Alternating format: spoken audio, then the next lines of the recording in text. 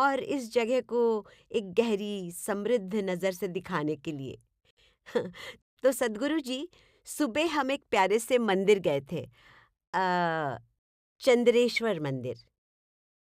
वहाँ एक कुआं है और कहा जाता है कि शुभ दिनों में उसका पानी पीना आपके लिए बहुत अच्छा होता है। ये भी कहा गया है कि अगर आप वहाँ जाते हैं तो आपको पानी में अपनी परछाई दिखनी चाहिए, और अगर नहीं दिखती तो मान्यता है कि 40 दिनों में आप इस ग्रह से चले जाएंगे। आप चांद कैसे? पर चले जाएंगे, क्या यही इसका मतलब है? शायद शायद मैं आपको पूछने वाली हूँ, हम कहाँ जाते हैं? वैसे इसमें एक खास तर्क और जीवन का एक खास पहलू है। मैंने मंदिर देखा नहीं है तो मैं मंदिर पर कोई कमेंट नहीं करना चाहता, क्योंकि इस देश में कई पहलू हैं जो एक समय वैज्ञानिक रूप से सही थे, धीरे धीरे वो कर्मकांड बन गए और बस कहानियां और मान्यताएं बन गई। तो मैं मंदिर पर कमेंट नहीं करना चाहूंगा, पर 40 दिनों को एक मंडल माना जाता है, हम्म। क्योंकि आप जानते हैं कि चंद्रमा का चक्र 28 दिन का होता है। हम्म। हमारी माँ के शरीर में, जैसे दुनिया की हर औरत के साथ हम्म। होता है, अगर वो स्वस्थ है तो 28 दिन का चक्र होता है, हम्म। और तभी हम पैदा हुए हैं। हाँ पिछली हाँ। पीढ़ियों ने हमें जन्म दिया हम्म। क्योंकि वो चांद के चक्र के तालमेल में थी, सिर्फ तभी ऐसा हो पाया। हम्म। तभी आप ऐसा कर सकते हैं। हाँ तो हाँ। इस तरह चांद और जन्म मृत्यु जुड़े हुए हैं, क्योंकि गर्भधारण में 40 से 42 दिन लगते हैं। 40 से 42 दिन, माफ करना, गर्भधारण होने के बाद, सरल शब्दों में कहें तो जो एक मांस का टुकड़ा है उसे जीवन बनने में 40 से 42 दिन लगते हैं। 40 दिन वो समय है जब वहां जीवन प्रवेश करता है।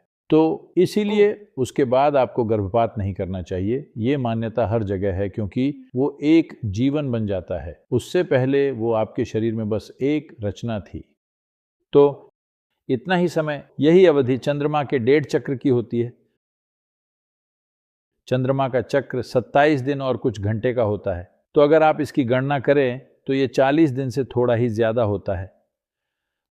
तो अच्छा। अगर जीवन की स्वाभाविक प्रक्रिया के अनुसार आपका समय समाप्त हो रहा है, और अगर हम आपके चक्र को देखें कि वो कैसे चल रहा है, अगर वो इससे कम है, हम आमतौर पर इन 28 दिनों को 2 चक्र मानते हैं। ठीक है, हम्म। हमारी समझ के लिए हम्म। ये पूर्णिमा से अमावस्या, अमावस्या से पूर्णिमा है। तो 3 चक्रों में हम आसानी से जान सकते हैं कि ये शरीर खत्म होने वाला है या नहीं। कोई भी व्यक्ति आपको देखकर बता देगा कि ये व्यक्ति इस दिन से ज्यादा नहीं जिएगा और ये ऐसे ही होगा। कभी कभी आकस्मिक मौतें भी वैसे ही होती हैं जो आप बता सकते हैं। आमतौर पर नहीं बता सकते, पर कभी कभी बता सकते हैं। पर जो लोग मृत्यु की प्राकृतिक प्रक्रिया से गुजरेंगे, 40 दिन ही क्यों, बहुत पहले भी आप बता सकते हैं, बहुत पहले भी। और मैं विस्तार में नहीं जाना चाहता, क्योंकि लोग चीज़ों की कल्पना करने लगेंगे और खुद को और दूसरों को डराने लगेंगे। और भी संकेत हैं कि अगर आप किसी व्यक्ति को देखते हैं और कुछ चीज़ें गायब हैं, तो यानी बहुत कम समय बचा है। पर अगर आप इन चीज़ों के बारे में बात करते हैं तो ये लोगों में सिर्फ डर पैदा करेगा। लोग हर तरह की चीज़ों की कल्पना करने लगेंगे। तो अगर ये चंद्र मंदिर, मैं नाम सुनकर कह रहा हूं, मैंने मंदिर नहीं देखा है तो मुझे नहीं पता, पर इसका नाम ऐसा है कि अगर इसे उस चक्रीय प्रक्रिया के लिए बनाया गया था, जो कि शायद सच हो, अगर इसकी प्रतिष्ठा वैसी है तो ये शायद उसे पढ़ने का एक साधन हो। जैसा कि मैंने पहले कहा, अगर एक व्यक्ति अपनी बोध शक्ति को एक निश्चित स्तर तक बढ़ा ले तो उसे किसी साधन की जरूरत नहीं होगी।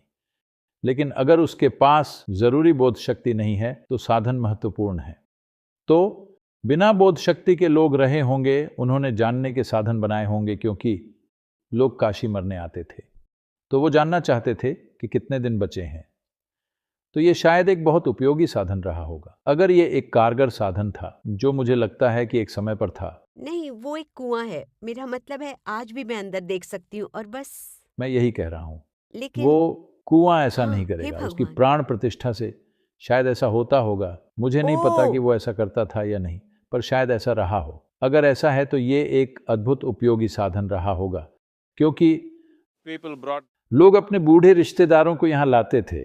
उन्हें नहीं पता होता था कि वो कितने दिन जिएंगे, 3 महीने, 6 महीने, 40 दिन या जो भी। तो अगर आप हर दिन जाते हैं या एक चक्र में एक बार, पूर्णिमा अमावस्या में एक बार जाते हैं, तो आपको पता चल जाता है कि आपके पास कितने दिन हैं।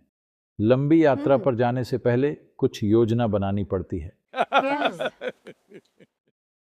सद्गुरु जी, हम काशी आते हैं या काशी हमें बुलाती है? काशी एक निमंत्रण है। आप आते हैं या नहीं, ये आप पर निर्भर करता है। हर प्रतिष्ठित जगह एक निमंत्रण है उस आयाम को खोजने वाले के लिए। ऐसा नहीं है कि ये आपको अलग से बुलाएगी, वो हमेशा बुला रही है। आप आते हैं या नहीं, ये आप पर है